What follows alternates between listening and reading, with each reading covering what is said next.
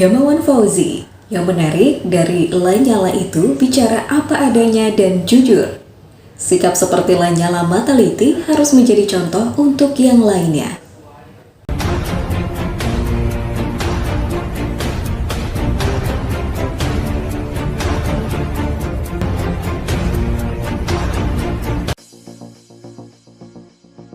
Sepak terjang Lanyala Mataliti sebagai salah satu sosok yang siap mengikuti perhelatan Pilpres di tahun 2024 mendapat dukungan dari berbagai kalangan, termasuk Gamawan Fauzi.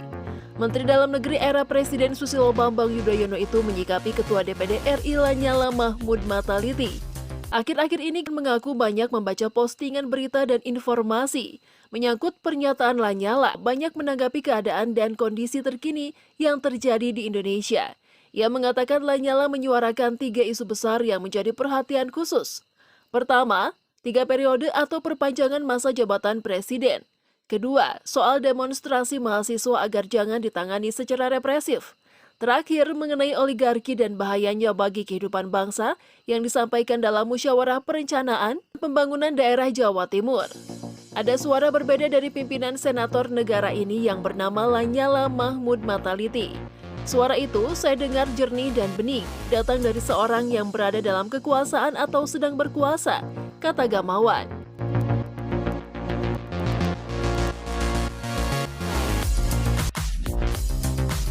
Saya tak kenal dengan Lanyala, saya tak pernah berbincang dengan beliau. Tapi menurut saya, pandangan Lanyala pantas diapresiasi ketika menanggapi 3 isu tadi, ucap dia. Bagi kekuasaan, ia memaparkan, tentu suara itu dapat didengar dan dipertimbangkan dengan jernih, bukan dilihat sebagai orang yang tak suka dengan pemerintah yang berkuasa. Apalagi, lanjut dia, ada unsur kesengajaan untuk membuat isu baru terhadap Lanyala. Dengan hal-hal yang berbau fitnah, tak perlu pula ada yang menuduh bahwa pendapat Lanyala itu dianggap ada udang di balik batu. Begitu ia menambahkan. Menurut mantan gubernur Sumatera Barat itu, Lanyala telah menyalakan pijar baru dalam membangun kultur demokrasi yang tidak selalu pro dengan penyamaan suara. Namun, kultur yang dengan jujur mengatakan bahwa benar adalah benar dan salah adalah salah dengan cara-cara beradab atau berakhlak. Pantasnya Lanyala sebagai sang penyala demokrasi. Segi lain yang menarik bagi saya, beliau berkata tanpa menyalahkan orang lain dan tanpa ekspresi marah apalagi menghujat. Sebab menyampaikan pendapat dengan menghujat pihak lain kadang yang terbaca hanya hujatannya, bukan substansi atau materinya, jelasnya. Gamawan mengatakan apa yang dilakukan Lanyala adalah bagian dari doa yang sering dipanjatkan umat Islam.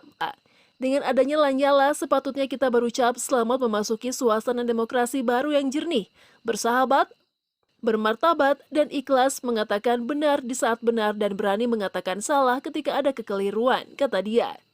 Gamawan juga berharap langkah ini juga diikuti oleh pimpinan lembaga-lembaga negara yang lain, termasuk pimpinan partai politik di parlemen.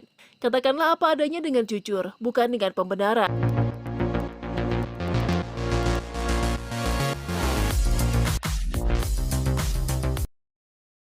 Tim editorial Berita Media Timur.